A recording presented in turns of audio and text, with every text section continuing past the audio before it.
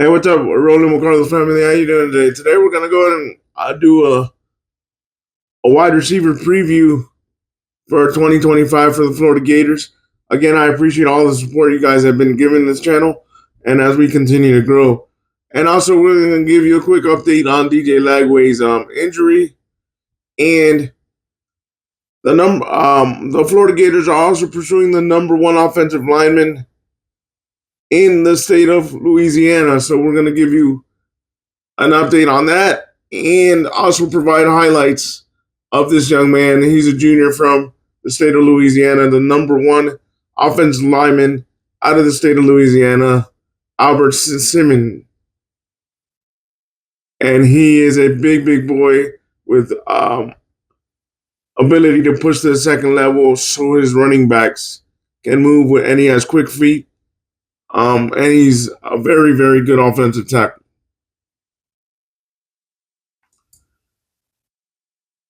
In regards to the wide receiver positional preview, here we go.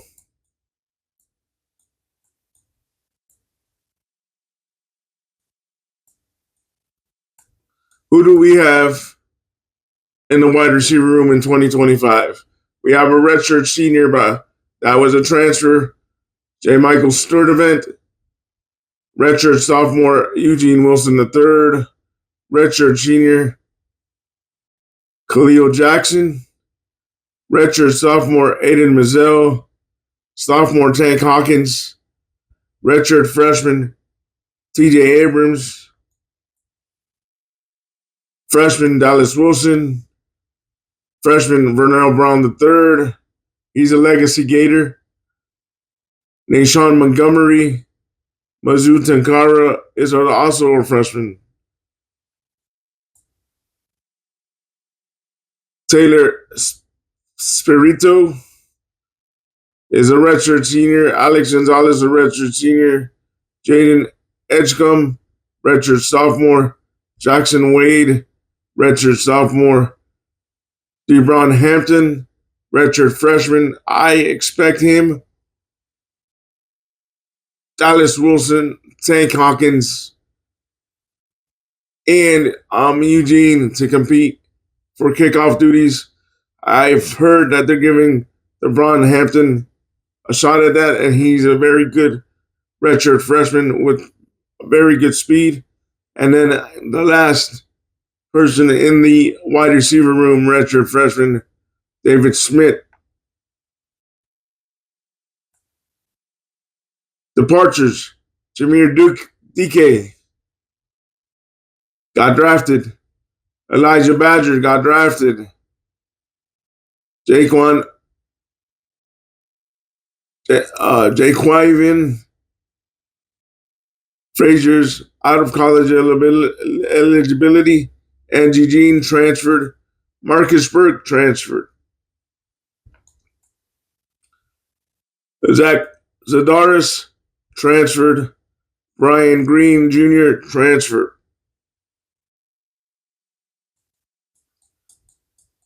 Outlook: the Florida Gators enter the 2025 season with a healthy mix of proven production, upside veteran experience, and fresh talent in its wide receiver room, as it looks to replace its two leading pass catchers from last year, with Jameer DK and Elijah Badger off to the pros.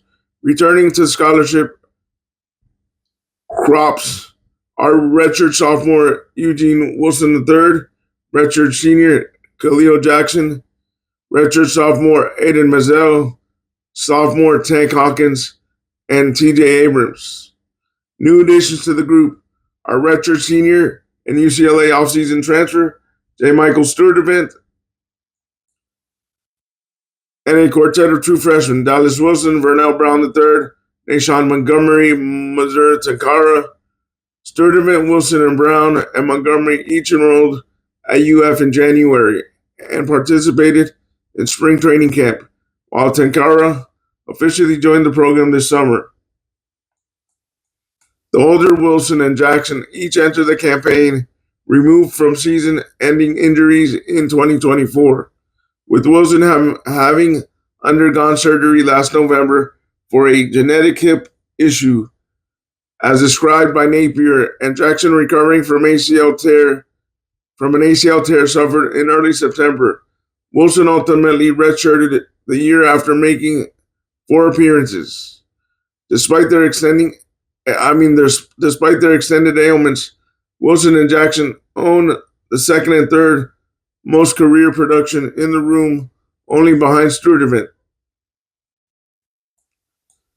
Wilson has logged 80 receptions for 804 yards and 7 touchdowns in 14 games with Florida, including 61 catches for 538 yards, 6 touchdowns from his freshman All-SEC and Football Writers Association of America freshman All-American SEC in 2023.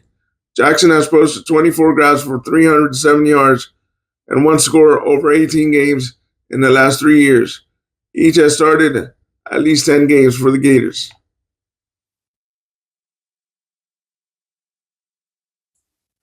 Hopes are high in Gainesville that Sturdivant will follow the path comparable to DK and Badger, who were similarly one-year transfer rentals with up and down college production before joining UF in orange and blue.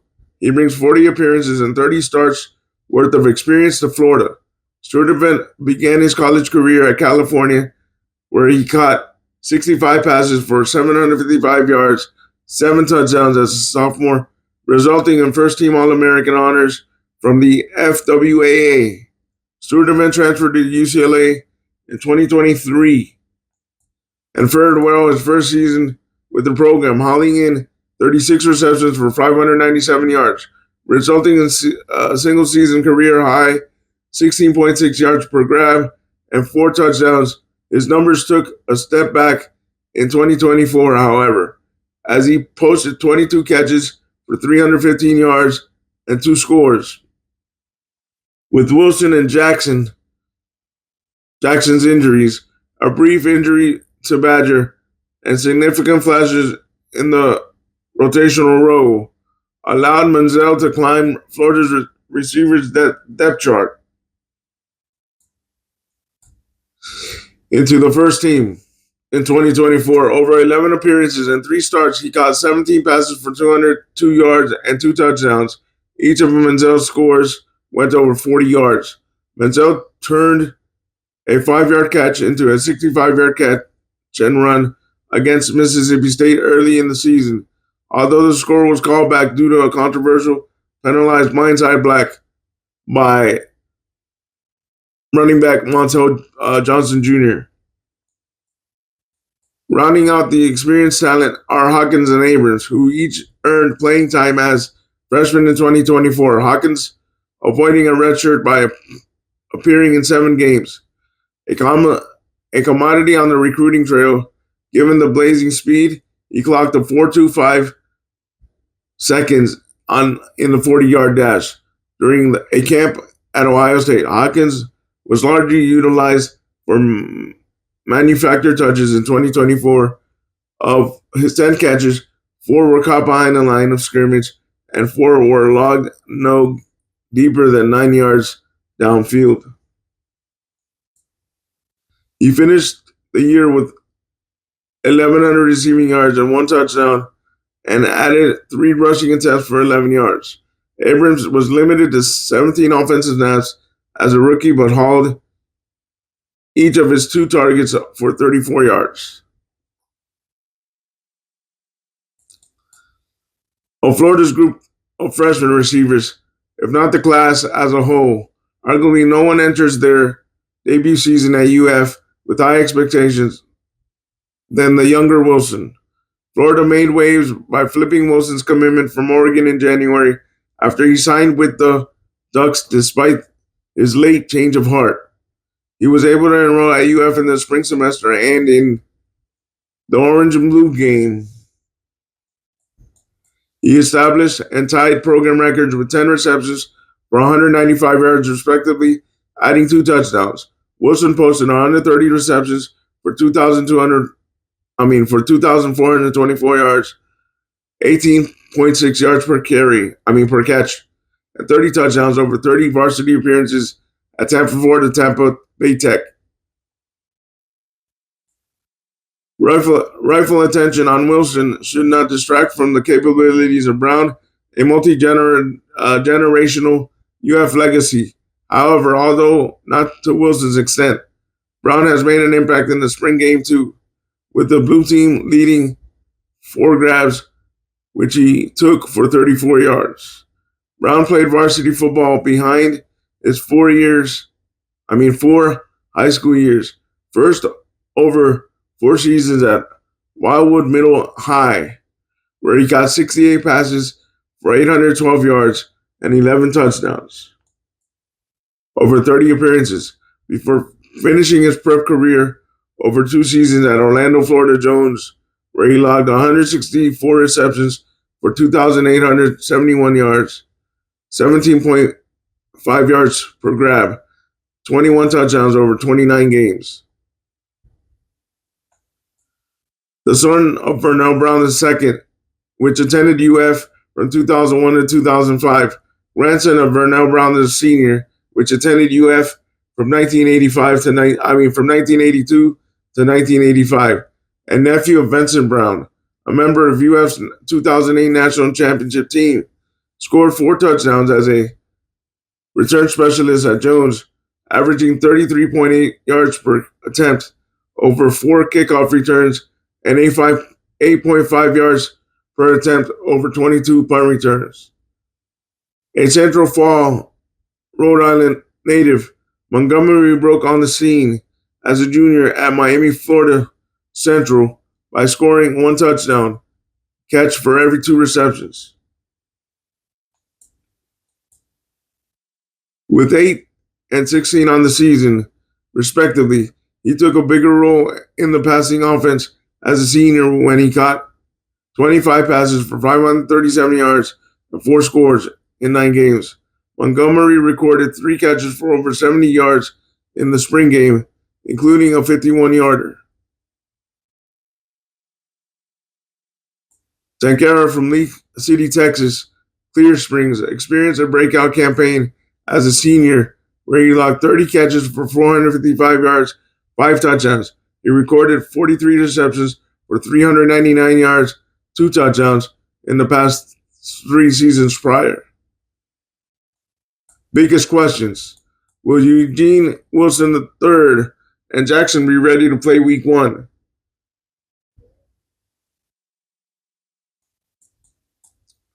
Can J. Michael Sturdeman return to his previous productive form? Those are questions that need to be answered in 2025.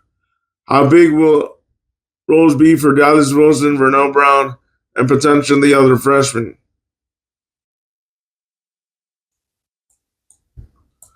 Key stats. The 5 returning receivers in Florida's pass-catching crops, Wilson, Jackson, Manziel, Hawkins, and Adams, combined to drop only 2 passes over 73 targets in 2024. Pro Football Focus. Wilson averaged more than a first down of yardage after the catch. On average, he averaged 11.3 yards, up from 7.9 per reception from his freshman season. Although he was limited to only 4 appearances on the season, he totaled 214 total yards after the catch and ranked number 3 on the team behind Duke and Badger. The next closest wide receiver to Wilson in this category was Mizell. Mizell 100%, 2 of 2. Jackson 100%, 1 of 1. Wilson 50%, 3 of 6. Hawkins 50%. He all at least half of their contested catches. Attempts. Sturdeman posted 50%, 6 of 12 rate last season with UCLA. Mizell's season-long yards per catch average would have jumped nearly 3 yards if his penalized touchdown against Mississippi State counted, from 11.9 to 14.8, which would have been ranked 3rd on the team among receivers with 5+ receptions.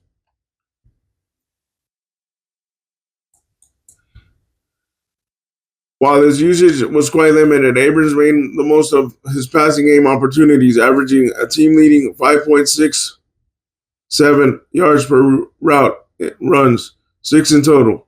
Arguably due to Lagway's emergence at quarterback, 7 Florida receivers, Spectro, Badger, DK, Jackson, Burke, and Brazaras and Abrams finished with an average target depth of 10 yards plus in 2024, up from 5 in 2023. Pre-fall camp depth chart projection, even though fall camp started yesterday, but officially the depth chart will come out today. So I'll give you guys an update in the next few videos. X receiver, Khalil Jackson or Dallas Wilson. Number 2, Mizell Takara. Wide receiver, Eugene Wilson III. Number 2, Tank Hawkins or Vernell Brown III. Number 3, Taylor. Z receiver, J. Michael Sturdivant, Aidan Mizell, TJ Brown, Abrams, and Nashawn Montgomery.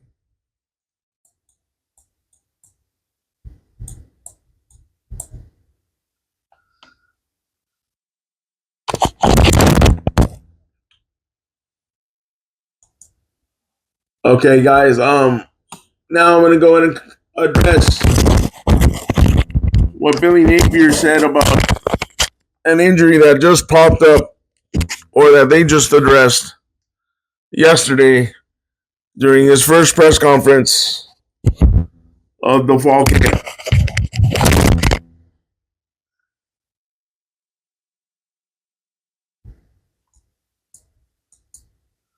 Florida head coach Billy Napier on Tuesday said starting Gators quarterback most recent injury will limit his participation at the beginning of U.S.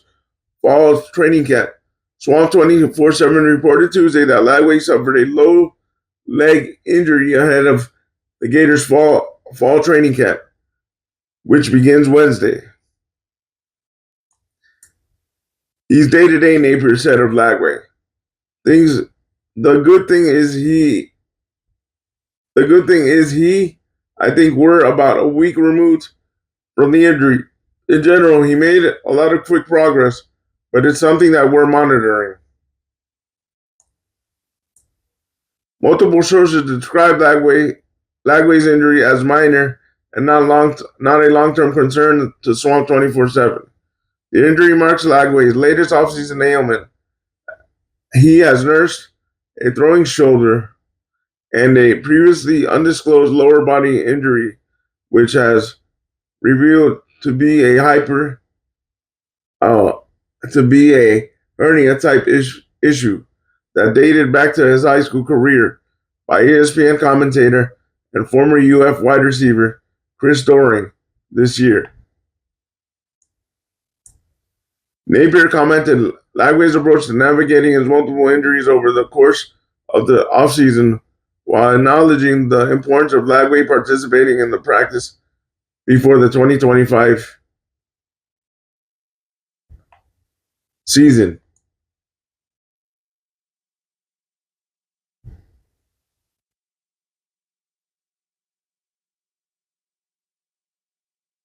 Begins. Yeah, I think, look, injuries are one of the toughest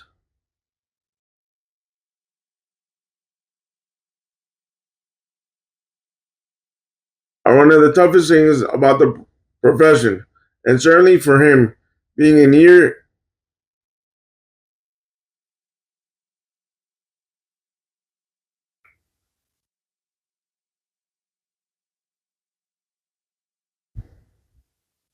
this thing keeps moving on me. Sorry, guys.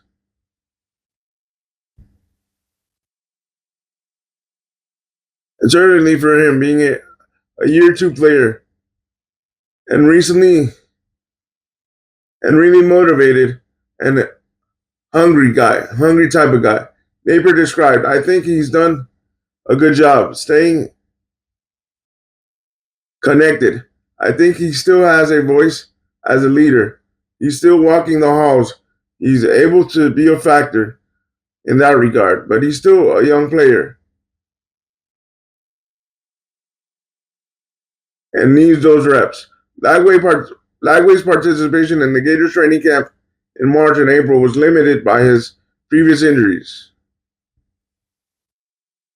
He did throw passes during the practices instead of simulating his footwork. He didn't throw passes during those practices, instead simulating his footwork.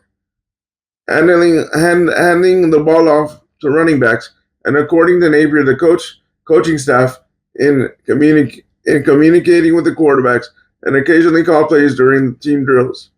At SEC Media Days in Atlanta on July 16th, Lagway asserted the shoulder and lower body injuries were behind him, and that he anticipated being available for fall camp. Just to say, I don't have a prosthetic arm, Lagway quipped, just letting you all know that. But I'm feeling great. Training camp has been amazing. I'm actually getting better at doing that, just trying to get back to throwing the ball.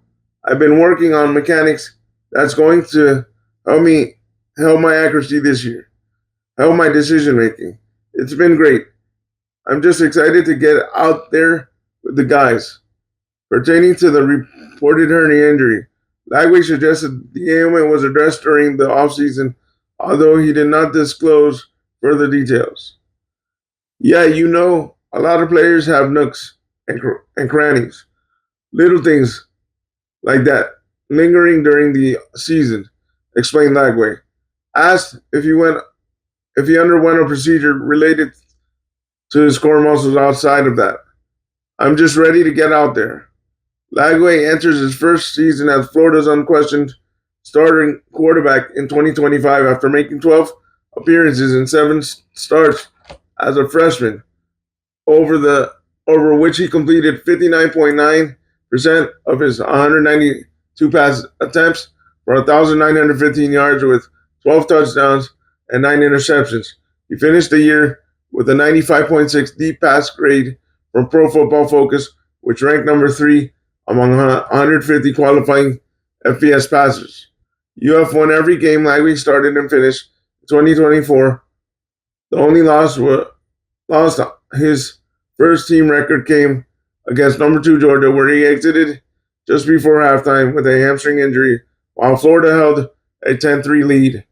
Lagway was named Freshman All-American by the Football Writers Association of America, ESPN 24/7, and various other outlets for his performance in 2024. He earned a spot on the Maxwell Award preseason watch list, a trophy delivered annually since 1937 to the College Player of the Year on Monday.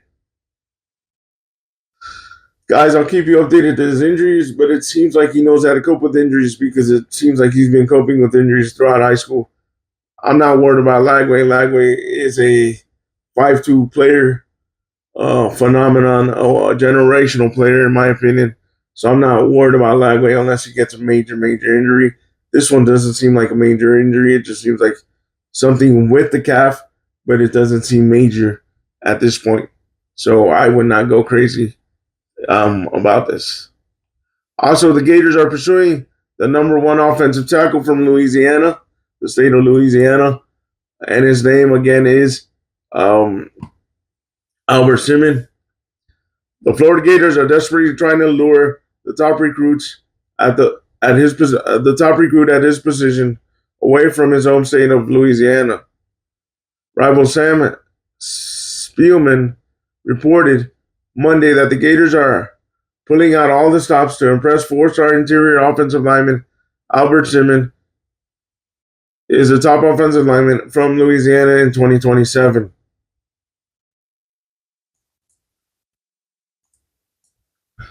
The LSU Tigers, Oklahoma Sooners, Texas A&M Aggies, Nebraska Cornhuskers, Alabama Crimson Tide, Tennessee Volunteers, and Florida are Florida's main competitors for recruits.